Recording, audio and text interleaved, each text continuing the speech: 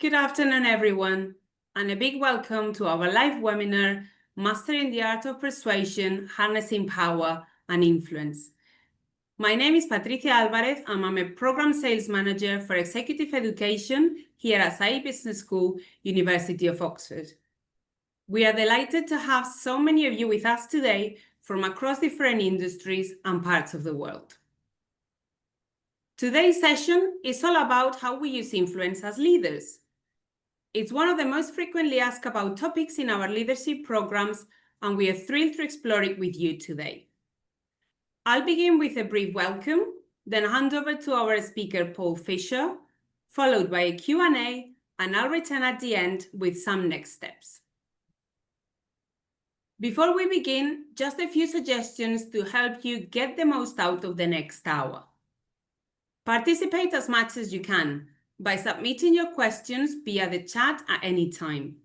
We have a team responding live behind the scenes, and we'll also bring some of your questions into the Q&A at the end. As Paul takes us through the content, think about how the ideas relate to your own leadership style and power dynamics within your team or organization. And most importantly, be ready to take away at least one practical insight you can start using straight away. It's now my pleasure to introduce our speaker, Paul Fisher. Paul is an associate fellow here at SAI Business School and a leading expert in leadership communication.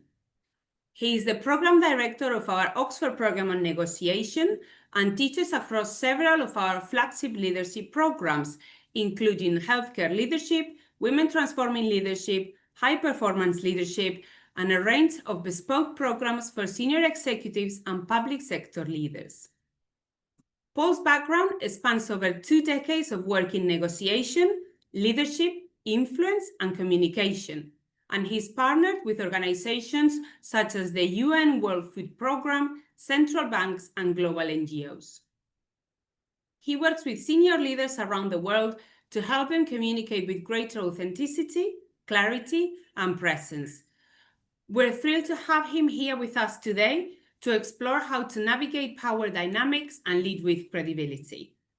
So without further ado, I'll hand over to you, Paul.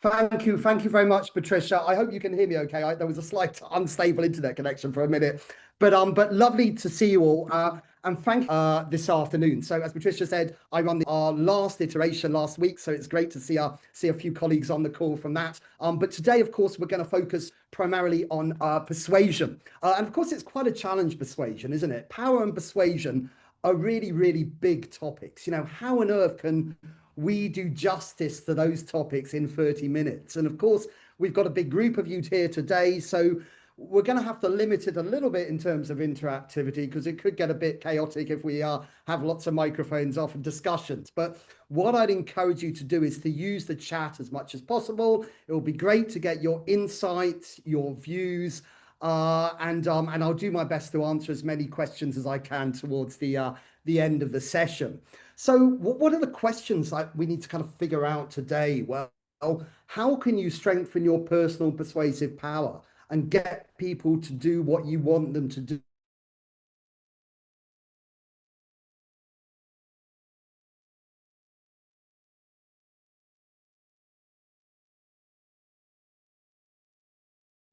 How can you recognize and scale all those questions? Well, probably not. But what I want to do is to start off with by kind of turning the discussion back on you. And I've got 2 sort of questions I'd like you all to consider. So firstly, my question is, when was the last time you felt powerful? Not just confident, but powerful.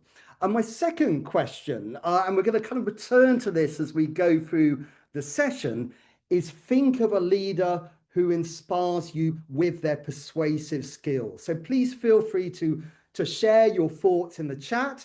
And as I mentioned for the second question, we're going to come back to that a little bit later in the session. And what I think in terms of what you share from that, I would predict that they fall into one of two types. So in terms of power, it might be formal power. So you feel powerful because of your job title, your position within the hierarchy, or quite often it might actually be more informal power, like your expertise, your presence, your ability to be trusted.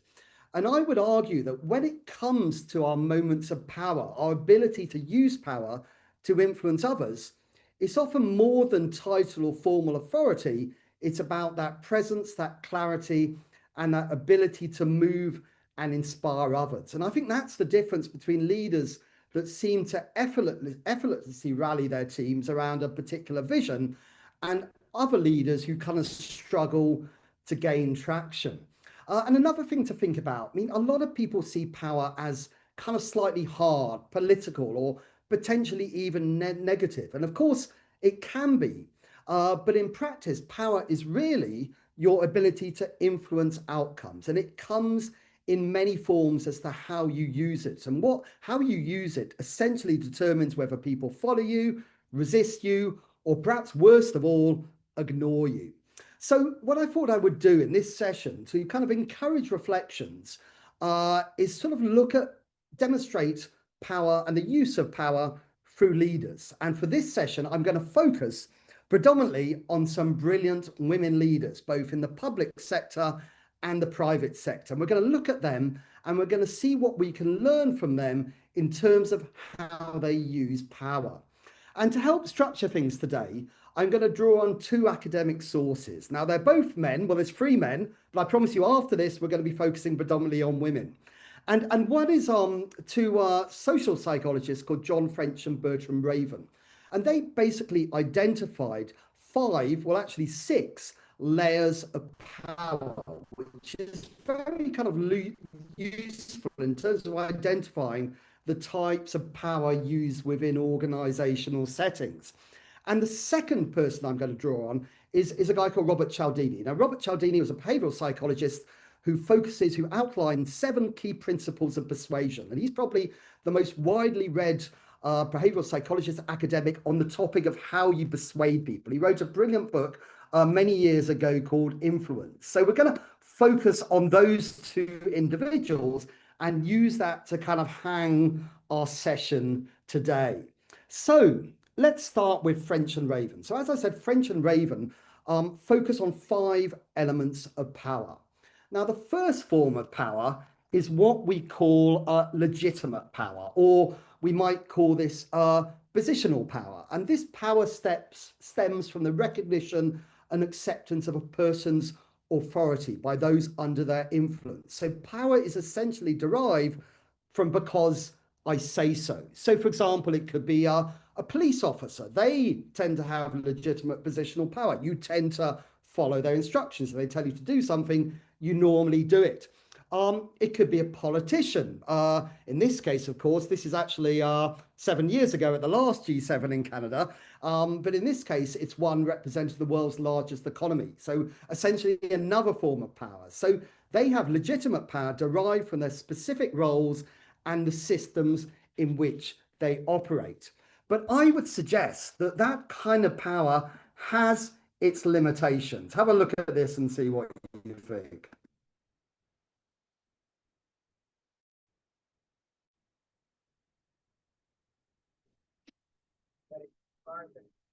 Again, this is the USS Montana requesting that you immediately divert your course 15 degrees to the north to avoid a collision. Please divert your course 15 degrees to the south to avoid collision. This is Captain Hancock. You will divert your course. Over. Negative, Captain. I'm not moving anything. Change your course. Over. So, this is the USS Montana, the second largest vessel in the North Atlantic Fleet. You will change course 15 degrees north. I will take measures to ensure the safety of this ship. Over. This is the lighthouse, mate. It's your call.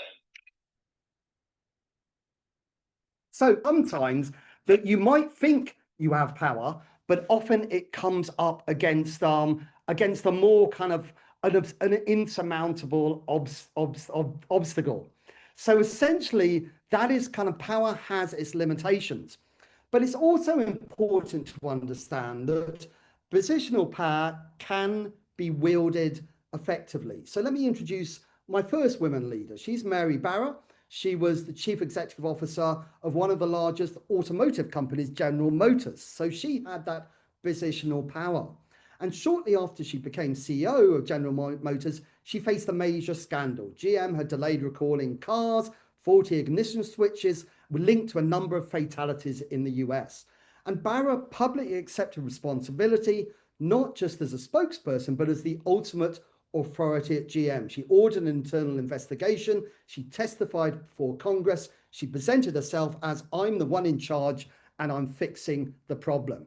So Barra then made a number of people redundant, many in senior positions, and she signaled exercising her authority decisively. So she used her position as CEO to say, we will do what's right for our customers. This is not how GM will operate under my watch. So this is an idea of using positional power to signal values, take public ownership, and direct action which enhances persuasiveness. Another example is Jacinda Ardern, the former Prime Minister of New Zealand. After the terrible Christchurch mosque attacks in 2019, she immediately used her legitimate power to address the nation with compassion and unity and lead rapid legislative change on gun control. So she made decisions with transparency, held daily briefings, and frequently emphasized collective responsibility over personal authority. But of course, when it comes to power, there's another form of power, and this is what French and Raven call coercive power, because I can make your life more difficult if you don't do what I want you to do. So such power comes with the capacity to punish, criticize, or even sometimes create negative consequences. How many of you face coercive power in your careers? I think probably a lot of you have. How effective do you think it has been in the long term? Probably not as effective as they might have hoped so. Of course, it can be used effectively. It can be used in an emergency. I was in Ukraine last year, and clearly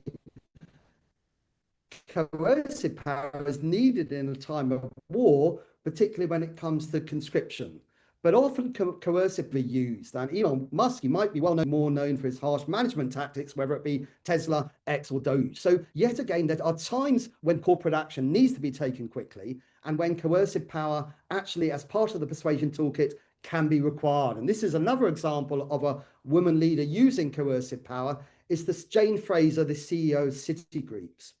So she was the first woman to lead a major Wall Street bank. She faced significant regulatory pressure, and she issued enforcement actions related to weak risk controls, compliance systems, and internal accountability. So she needed to change the culture, and she changed it fast. She removed top executives. She resisted compliance reforms or failed to deliver on governance upgrades. She introduced stricter performance reviews, and she led a massive restructuring. So again, Jane Fraser's persuasion worked because she again aligned with authority with values, and she backed it up with action and made the consequences of inaction visible and credible.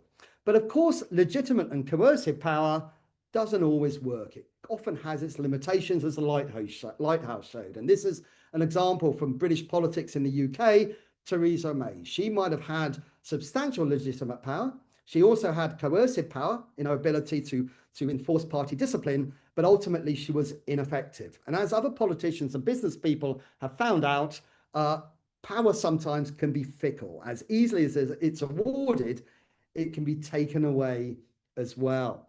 So just a few reflective questions for you to think about when it comes to the more sort of formal power. Am I using my title to bring clarity and confidence to others? How often do I rely on my title when securing buy-in?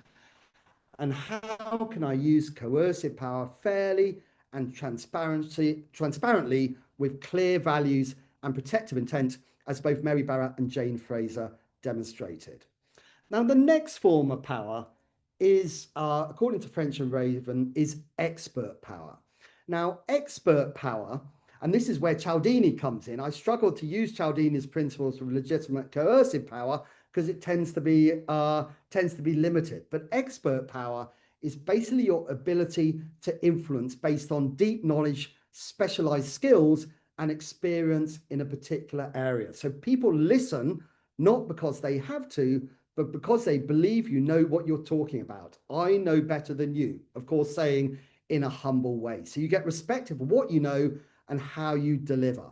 And I think expert power is one of the most effective and sustainable forms of influence. And it's often essential for establishing credibility, especially, for example, environments where there might be gender bias or underrepresentation. And it also links in to what Cialdini calls the authority principle, the fact that we tend to follow credible, knowledgeable, expert power. This is Dr. Ngozi Okonjo-Iweala, the Director General of the World Trade Organization. She was also Nigeria's finance minister. I met her about 10 years ago, and she was the first African and the first woman to lead the World Trade Organization. Now, she operated in a heavily male-dominated environment, global economic forums, but despite resistance and political pushback, she consistently earned influence through her technical expertise, her knowledge of development, debt, and international finance. And she was incredibly successful as a result. She managed to negotiate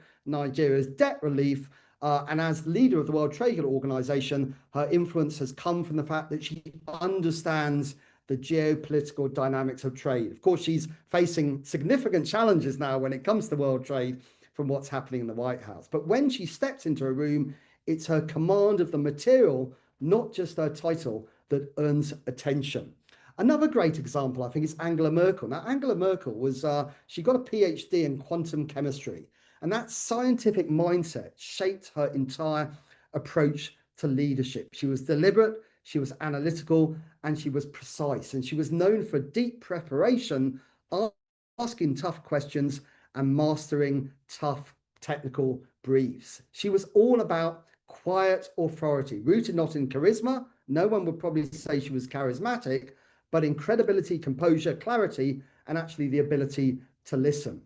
And of course, expert power also links into another of Cialdini's principles, what we call the consistency principle. This idea that we are motivated to act in ways that are consistent with our past behavior. So one reason expert power is so persuasive is that people want to be seen and be seen as consistent with what they value. And if they've respected your judgment in the past, they're likely to follow your lead again in the future. And the final example of expert power, and I'm going to add to this another form of power, informational power, how you manage information, is Sheryl Sandberg, the former COO of Meta. So she had undoubted expert power, incredibly knowledgeable, deep experience from the world of, she came from Google, the world of online advertising, but she used her knowledge and informational power to shape strategy. She had access to internal data on engagement platform trends, and she didn't just possess that information, she knew how to frame it, who needed to hear it, and when to act on it. So she had enormous influence, both internally within Meta and externally, over product priorities, hiring, policy, and long-term planning. And of course, this also links into another of Cialdini's principles, the idea of social proof, the idea that people look to others to determine what's correct. Social proof you see a lot, whether it be canned laughter, telling you to laugh in a TV show, or a tip jar full of dollars, bills, encouraging you to tip. We see it all the time. And Sheryl Sandberg framed recommendations around internal data and market trends. This idea that here's what others are already doing, and this is how we stack up, and this is why we should follow. So just again, some things for you to consider when it comes to expert power. What topic, skill, or problem do others consistently come to me for? How can I harness that? How can I use that as power within or outside my organization? Where do I feel most confident when explaining, advising, or deciding? How might my expert voice open new doors or change how people perceive my leadership? And when you speak from expertise grounded in insight, you don't just inform, you reframe decisions, build credibility, and shift power dynamics. And the final one is, how can I shape the conversation? What information do I have access to that others don't? And how am I using that to shape the conversation? Leadership isn't always about having a louder voice. It's often about having better insights. So let's look now at the penultimate form of power from French and Raven. And this is what was called reward power. So reward power is essentially the ability to influence others by offering something they value. Now, of course, this could be tangible. It could be like bonuses, salaries, promotions, but it actually can be intangible as well. It could be praise. It could be simply the power of listening. It could be mentorship. It could be coaching. It could be including people in decision making. So reward power is incredibly powerful when it comes to persuasion. And again, let me give you examples from two brilliant, really exceptional women. Now, the first one, and anyone on our negotiation program last week will recognize her, is Baroness Cathy Ashton. Now, she was the High Representative with the European Union for Foreign Affairs and Security Policy. So she was essentially Secretary of State for Europe. And at the same time, she was also tasked with creating a new institution in Brussels in the European Union from scratch. So she was dealing with multiple crises around the world, whether it be the Iran nuclear deal, which seems a long time ago now, through to Ukraine or peace deals between Serbia and Kosovo. Now, what Cathy talked to me about is that in many of her meetings, often when she was with senior officials, she asked a more junior official on her side to join her. Now, that official didn't have to say anything or present, but rather it gave them a valuable window as to what's happening at the top table. So I think that's an example of reward power at its best. It's non-material, but it's a status elevating reward. It makes people feel part of a team, it makes them feel trusted, and it makes them feel invested in. So without saying a word, they experience the inner workings of diplomacy. That's a really rare form of recognition that sends a really powerful message. You belong here, and I see potential in you. And another example of reward power is the former PepsiCo CEO, Indra Nooyi. So she was the CEO of PepsiCo from 2006 to 2018. And in that time, she oversaw a major strategic shift towards healthier products and long-term sustainability. She faced internal resistance. She faced tough investor expectations, and she faced cultural transformation within PepsiCo on a global scale. So how did she use reward power? Well, one of the most famous reward practices was writing handwritten letters to the parents of her senior executives. Now, this is quite counterintuitive. It's not something you'd necessarily think about. Probably the last letter that was sent to your parents was probably when you were at school, and it's probably not always that good in terms of content. But she used to say, you know, I'm writing to thank you for the incredible son or daughter you raised. They are doing a remarkable job. They are doing remarkable work at PepsiCo. So not only was this unexpected, it was deeply human and actually hugely meaningful to both the recipients and their families. So it built emotional loyalty, enhanced power and referent power, which I'll come to in a minute, and also tapped into something really quite powerful, the desire to be appreciated and respected, not just for performance, but also for identity and contribution. So, and reward power also taps into one of the most reliable and one of the most common principles of Cialdini's form of influence and persuasion. And that's reciprocity. The idea that people feel obligated to give back to those who have received something themselves. So when leaders show genuine appreciation, like Indra Nooyi or writing to parents, or Baroness Ashton elevating junior voices, it creates a real sense of loyalty. People want to give back. And we see reciprocity in everything we do in life. In marketing, if someone invites me for dinner, I hope that they probably hope that they'll be invited back to dinner themselves. And it's a really, really important persuasive tactic. So what I'd encourage you in your leadership journeys is see how you can make sort of people obligated to you, not in a transactional way, but by building up that reward, those softer skills when it comes to power and when it comes to persuasion. So again, just a few reflective questions for you, and we'll come back to this at the end, and I'm very happy to take questions. But how do you currently show appreciation or reward performance? Or you might be on the recipient of reward performance. How do people reward you? And I'm not just talking about increased salaries, more job response. What behaviors do you want to see more of? And are you rewarding them consistently? Are you embedding them enough within your organization?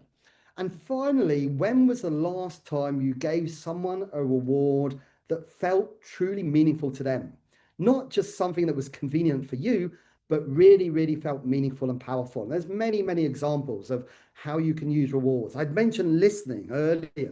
The simple ability to properly listen to someone is so powerful because we don't tend to be very good listeners. Often the research shows that often we remember about 20% of what we're told. There's a reason for that. Often we speak at 150 words a minute, but we think at 700 words a minute.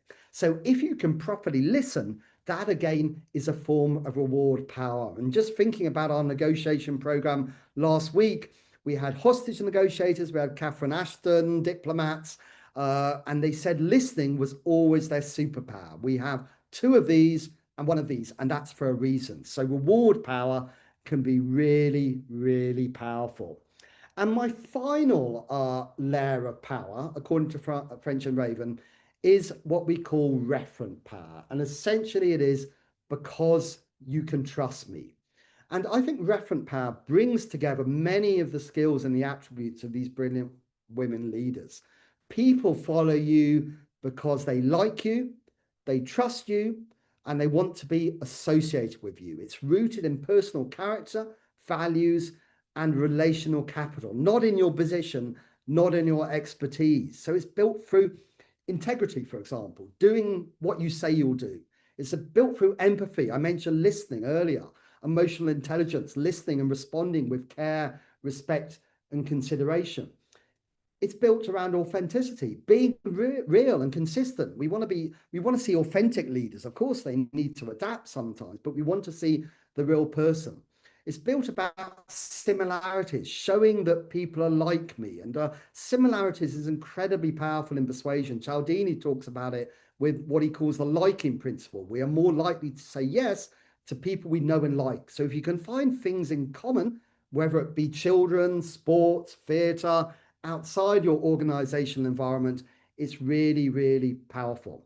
And I think the final thing linked to referent power is connection, building real relationships, not transactional ones. And ultimately, leadership is about relationships, and that relationships and likability increases influence. So going back to your question I asked at the beginning, asking you to think of a leader that made you feel safe, heard, and inspired, I would wager a bet that almost all those leaders that you talked about have that referent power, that ability to create trust as we go through as you go through your persuasion interactions. So I think it's really, really powerful. Reference power moves decisions, wins loyalty, and builds influence that lasts a lot longer than coercion or expertise.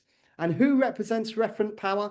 Well, I think all the leaders we've talked about today, whether it be from Citigroup, PepsiCo, the former German Chancellor, Baroness Cathy Ashton, Meta, or the head of the World Trade Organization. I'd add just one more to that, Susan Wojcicki, former CEO of YouTube. So she was, sadly, she's no longer with us, but she was a highly effective leader, incredibly powerful. She was respected for her calm, her non-ego driven style, for prioritizing employees, and she was seen as steady, fair, and deeply respected by her team. She didn't necessarily rely on charisma or positional dominance. Instead, she built trust by being calm, transparent, and consistent. So again, some reflection questions, lots of questions here for you to reflect on. How do others describe my leadership when I'm not in the room? What values am I known for? How do people feel after interacting with me? Do I invest in relationships before I need to, and only really show you respect when they want something from you? And who have I helped grow, and what legacy does that leave behind? So to sum up, what do all these great leaders share when it comes to power and the ability to persuade? Well, influence, as I said, comes in lots of areas, and the great leaders use all forms of them. But they also, I believe, share a number of things in common. They use power fairly and transparently, even when there are, of course, times when they need to use that more positional, legitimate form of power.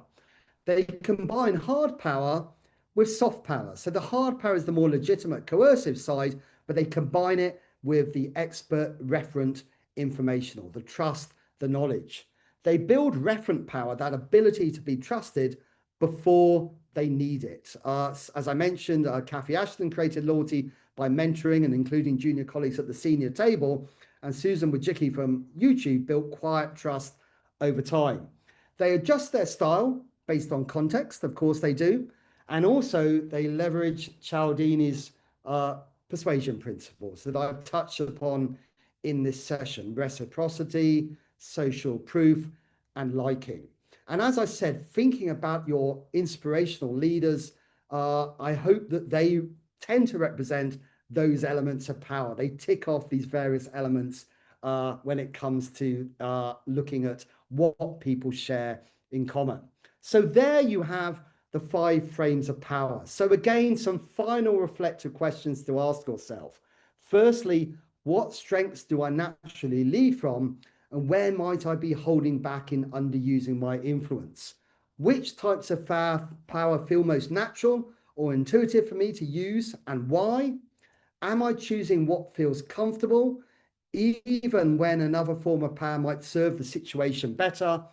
And how can I balance those various forms of power? So what I'd urge you to do is try to just use one form of power sometimes that you might tend to avoid, and perhaps review, get feedback, see how it works, and then adapt your leadership style accordingly. And as I said, power doesn't always need to be negative. Power is incredibly powerful, of course, in the ability to persuade. Now, my final thing I want to say, and then let's just open it up to questions. I hope the audio is okay. I saw in the chat it wasn't so good earlier. But of course, people often ask this question: how do I deal with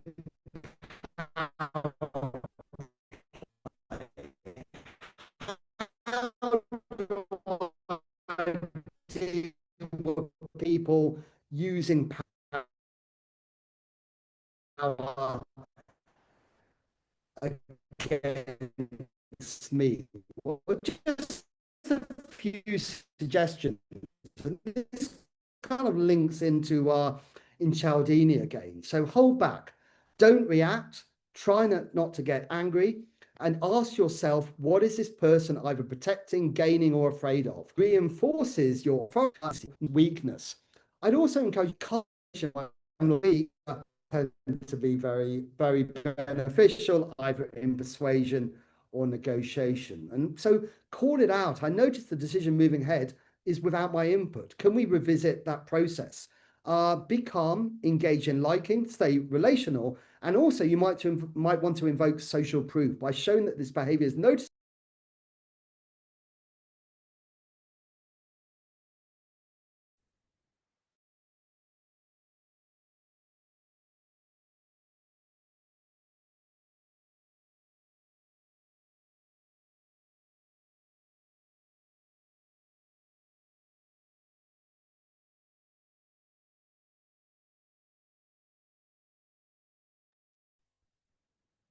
Hello, Paul. Sorry to interrupt. Hello, everybody. Sorry for the technical problems. Paul, can you hear me?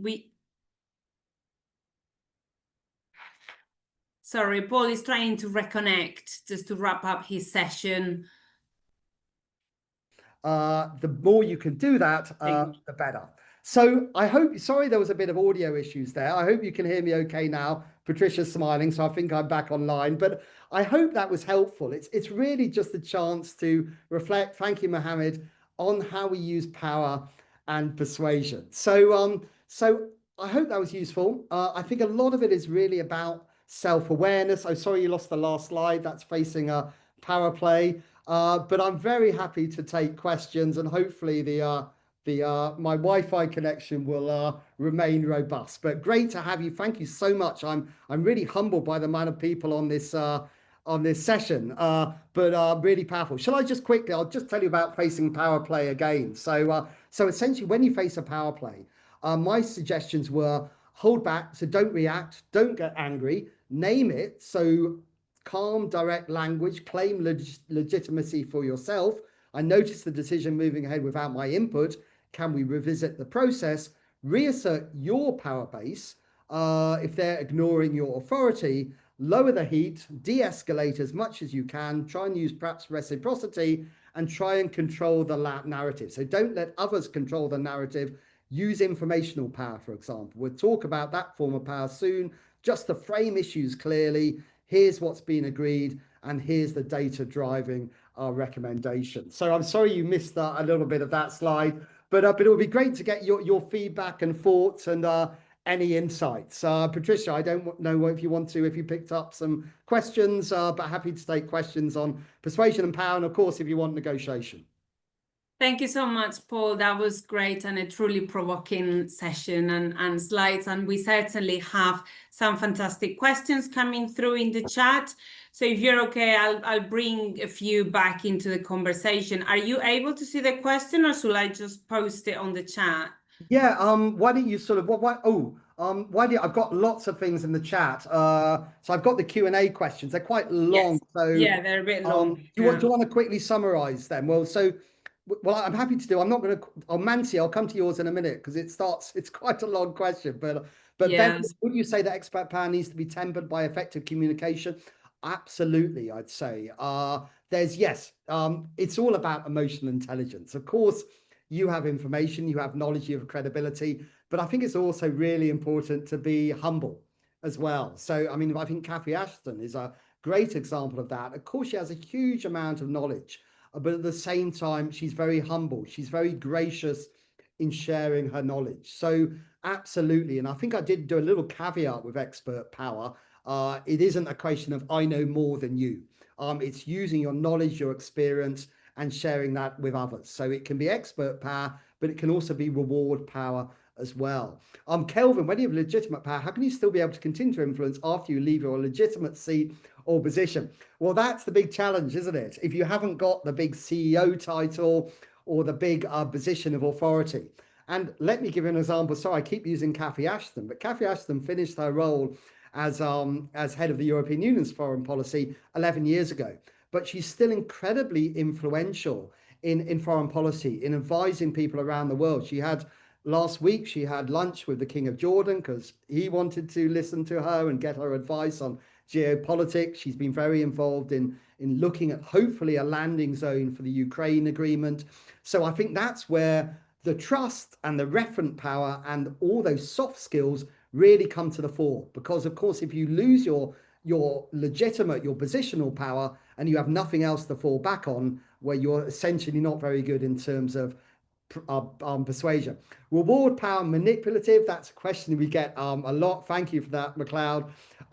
Everyone says, quite often people say, what's the difference? Isn't it manipulation, persuasion? I would say it only really depends on what the end goal is. So if you're using it for negative reasons, then yes, it could be manipulative. But if you're using it for positive reasons, for organizational change, it's really being able to understand how people tick, how they react to you. So I would say that there's a thin dividing line between the two, but ultimately it's about self-awareness. The more you can understand how people react to different forms of power, and I gave you great examples of women leaders who who use their power to really positive effect, whether it be writing letters to parents or bringing people to meetings or negotiating in the World Trade Organization. Yeah, it is possible. Minorities have less similarities and use of power. That's a good question as well, Redwan. I mean, I think we all have similarities. So some have less similarities than others, but we all have things in common. And sometimes, often, I think we have more that brings us together than divides us, even when it comes to minorities. And obviously, there might be a power dynamic involved there. If you're a small minority and you're dealing with a much bigger, powerful counterparty, obviously there's a challenge there, but I think it is possible to find relationships and similarities. Cialdini, Stefano, you're testing me here. Reciprocity, liking, consistency, social proof. Scarcity, I didn't talk about today. That's the fact that you want things when they're less available. Unity, and I've forgotten the other one. Authority. You want to come across as authority. But Stefano, very happy to share those with you. It's a great book, the Psychology of Persuasion. It's incredibly effective. Refrain from command and control approach, which is my default. Well, again, I just encourage you to sort of move beyond that as much as you can. So make sure your power isn't just command and control. Listen, speak to people, ask questions. Maybe try and avoid jumping to solutions too quickly. We tend to focus a lot on solutions without actually listening and figuring out what the problem is. So I encourage you to listen more if you can as well. I think that can be really powerful. These are fantastic questions. I'm loving them. Any recommendations, Jocelyn? I've got a whole list. I suggest we connect on LinkedIn. Happy to, we'll share with all attendees. I've got a particularly long list of negotiation podcasts and readings, but a couple related to persuasion as well. So very happy to answer that as well. The BATNA model, Edie, wow, we're getting into negotiation now. So BATNA is your best alternative to a negotiated agreement for people who haven't got on a negotiation course. And no, I'd say, I mean, you're obviously probably referring to the book Getting to Yes, which was written almost 30 years ago now, but I think the BATNA model still is very, very applicable to negotiations today. And essentially what it is about your alternatives. So when you're in a negotiation or when you're in a persuasion, the more you have alternatives away from the table, the more leverage you have at the table. And if you have alternatives, you actually know when it's best to actually say no and move away from the negotiation. So that's a really interesting question, but I'd say the BATNA model still has a few more years to go. I think AI is quite interesting in negotiation. Maybe that will sort of become more predominant. Mohammed, change your role, power to exercise. For example, you worked for sales for 26 years and now the supply chain. I mean, I think use all forms of power, really. I think that was one of the kind of key takeaways is the ability to adapt.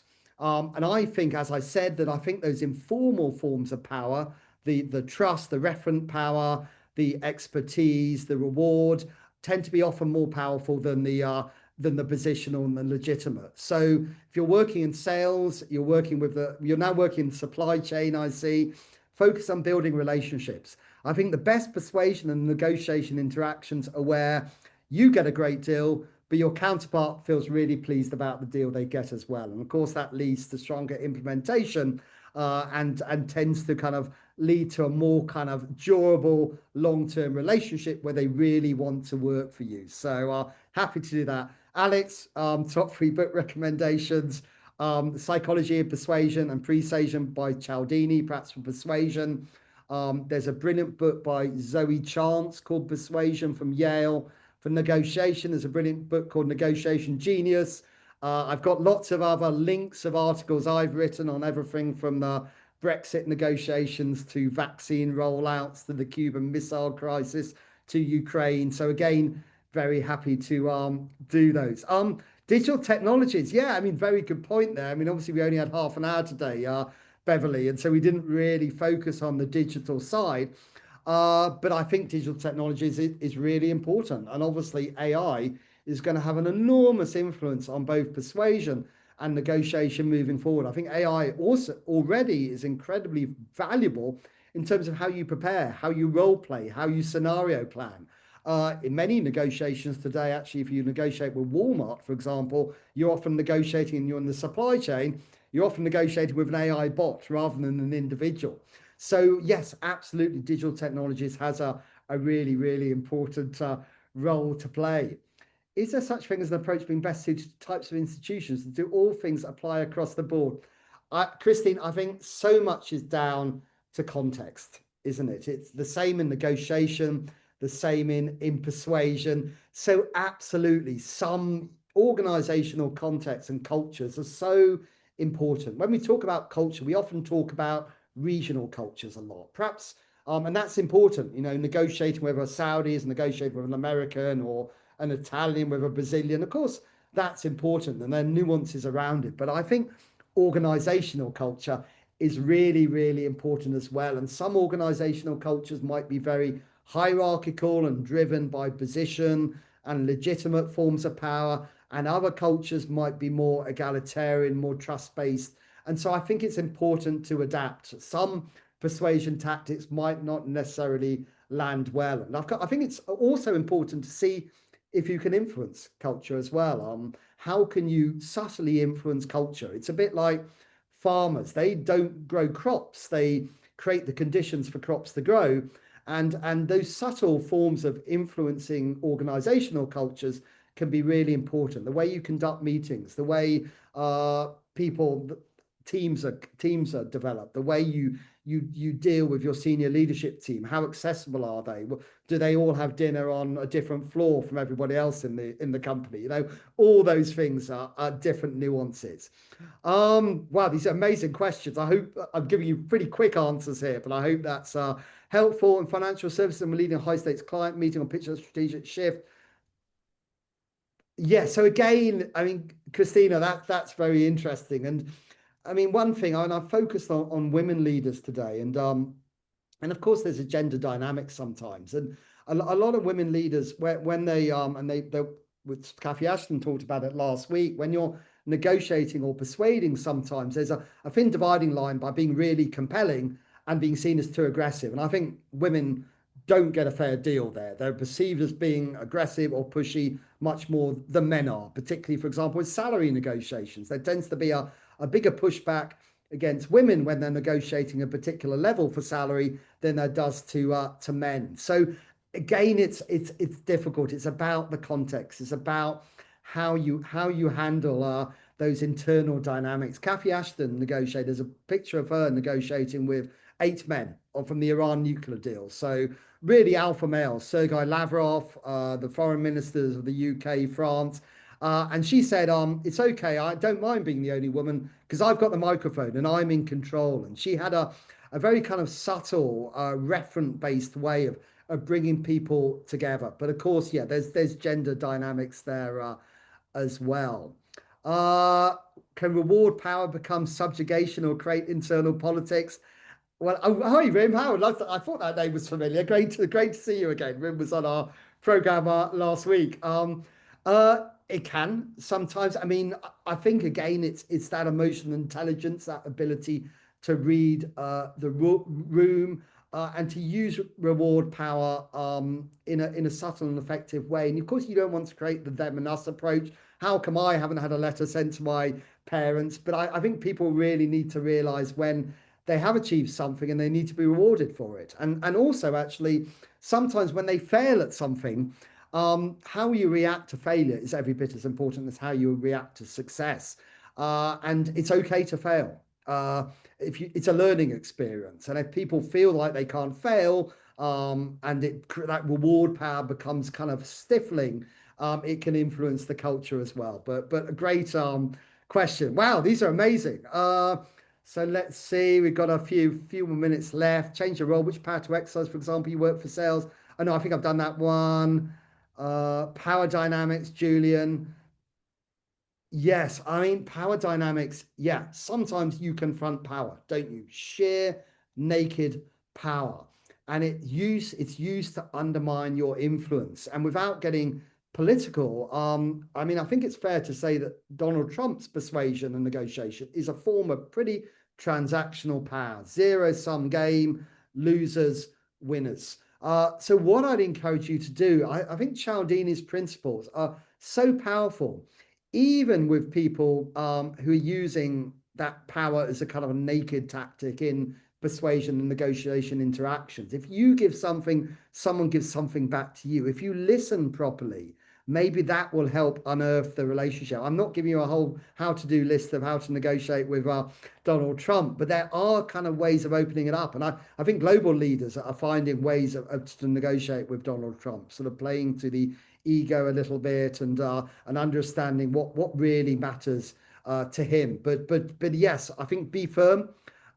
Sometimes you need to be assertive if you feel like your influence is being negated. Sometimes think about that person who's using that power and figure out who do they listen to, who influences them. So look at the various patterns of influence. Is there a general principle to grow power and influence, or does it vary person to person? I mean, I think that's really the whole subject of my lecture, Stephen. So yes, I think these general principles work, but of course it varies person to person. You want to be your authentic self. And as I said, I'd encourage you to think about which kind of power comes more easily to you, and sometimes challenge yourself. Look at other forms of power you might want to use in a persuasion interaction, even if they don't come that comfortably to you, and see if you can use them. But of course it does. The context, people, organizational culture, these are all nuances where you need to adapt as you go along. Navigate an impasse where your negotiating counterpart refuses to change their position. Well, sometimes you might need to think, if they're not changing their position, if they're not prepared to give concessions, to find out a little bit about you, sometimes you might not want to think, do you have better alternatives elsewhere? I'd encourage you to give the negotiation principles a go. Focus on reciprocity, focus on seeing if you can get them obligated, focus on listening, questioning, asking why, perhaps. Why are they being so position-led? Is it something they're being told from their counterpart or their board? Are they the right person to negotiate with? Are you finding it really difficult yourself? Are you getting kind of a bit emotional, a bit angry? Do you need to recalibrate the team? That's a question we probably spend 2 days on our negotiation program addressing, but it's worth kind of thinking about all those different aspects. How to go from expert power to legitimate power with a transition in a role? Very good question. I mean, obviously, if you've got that expert power, that's great, and keep that with you as you move up on your leadership journey within an organization. So I'd keep all that forms of power, and I hope, using examples from the CEO of General Motors and Jacinda Ardern, is possible to use. And sometimes you do need to use that legitimate power, but use it for the right reason. Base it on values, transparency, and what's right for the organization. Don't use it for personal aggrandizement. So the situation where you hold and share the information, need to get the other side on board if it's not to their advantage but necessary. Well, again, I mean, that's a very broad question. I'd encourage you to use a lot of the principles that Cialdini talks about, and try and kind of position it. The more you can reframe the interaction, and I talked about that a bit earlier. Too often we see it's me against you. I want to persuade you to do something. It's more adversarial. So how can you reframe it? How can you ensure that it's not just their problem, it's our problem together? We're working together towards solving a common goal. So if you can focus on that, it makes it that much more powerful. If they're clearly going to lose something as a result of the persuasion interaction, well, that's a challenge. And how can you think about how you can frame it where it actually isn't so much a loss? It could be a positive gain as well. Best to work with someone who tends to use coercive power in the workplace. Well, I think I talked about that a little bit in my last slide. Call it out. Try not to push back a little bit. Don't relent. Try not to get angry. It's not easy, as I said, and we all have these challenges when we're faced with that coercive power. But I'd encourage you to kind of use that principles as we talked about. Charisma, absolutely, it's a vital soft skill, isn't it? Where does that fit? Well, I would say, some people have that natural charisma. I was in Washington in the 1990s and DC. And I met a number of people who met Bill Clinton, and they always said when they met him, there could be a crowd of 250 in a room, but they felt like they were the only person. And that was that charisma and emotional intelligence that perhaps not everybody has. But I'd say at the same time that introvert or extrovert, it is possible to use, Cathy Ashton is an introvert. It is possible if you use these principles and be self-aware in terms of when you're using them, you can be a more effective persuader and more effective in terms of harnessing power to persuade as a result. But charisma, of course, I think is, yeah, we see a lot of politicians with that charisma, don't we? It's yeah, and sometimes it works, and sometimes actually it's not as effective. Sometimes people who are charismatic tend to be a little bit well, narcissistic as well. They tend to think about themselves, and that doesn't make them that effective a negotiator. Kirsten, imposter syndrome. Well, what I'd say is there. I'm sorry, I'm kind of reading, quick reading through it. First thing I'd say about imposter syndrome is everybody has imposter syndrome. I have imposter syndrome. Everybody has imposter syndrome at some stage. So it's something that we all share at some stage in our careers. And I think, how do you build confidence and credibility? Well, you practice. You try using some of the techniques I talked about today. In negotiation last week, our participants, they spent 60% of their time negotiating. And the more you negotiate, the more you're comfortable with the environment you're in, the more confident you tend to be. And what the research certainly shows, when it's persuasion or negotiation, if you're confident, you tend to be more effective. If you're anxious, it tends to come out. People can tell you're anxious. And if you're anxious, you start giving away things. You start reducing your goals. You tend to be less effective as a persuader because you kind of want the whole ordeal to be over. You just want to get out of that room. So, I mean, everyone's felt that sometimes your palms sweat, your blood pressure goes up. So yeah, I'd encourage you to practice, be strategic in terms of what you're using, and focus on self-awareness as well. We've only got 2 or 3 minutes left. I don't know, Patricia, you've got a few things you want to say to wrap up.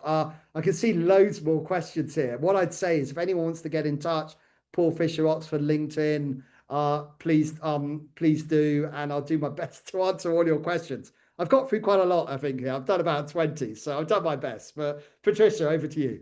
Thank you so much, Paul. Yeah, you've done really well. Thank you so much. We've answered over half of the questions. We've still got a few left, but yeah, like you said, are you able to put the slide up so people can connect with you on Yes, absolutely. your Yes, QR code? That will be fantastic.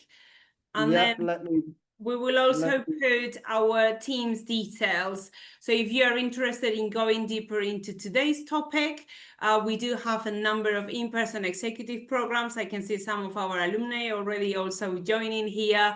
So if you want to chase a further program, we've got some coming up in the autumn. And you can connect with us in the team. If you're not sure which program is the right next step for you, feel free to connect with us on LinkedIn. Myself or one of my 2 colleagues, Neus and Hassan, and we will be able to help you with your next steps. So we're running out of time. Finally, on behalf of the school, thank you for joining us today. Paul, a massive big thank you for your time, your insights, and your speediness in answering as many questions as possible. We hope that you all leave this session feeling more confident, more aware of your own leadership strengths, and empowered to experiment with new ways of influencing those around you. We look forward to staying connected and hopefully welcoming you to Oxford soon. Take care and goodbye for now. Thank you, everybody. Lovely to see you. And yeah, great to see you. Good luck with your persuasion tactics. Lovely to see some colleagues from last week.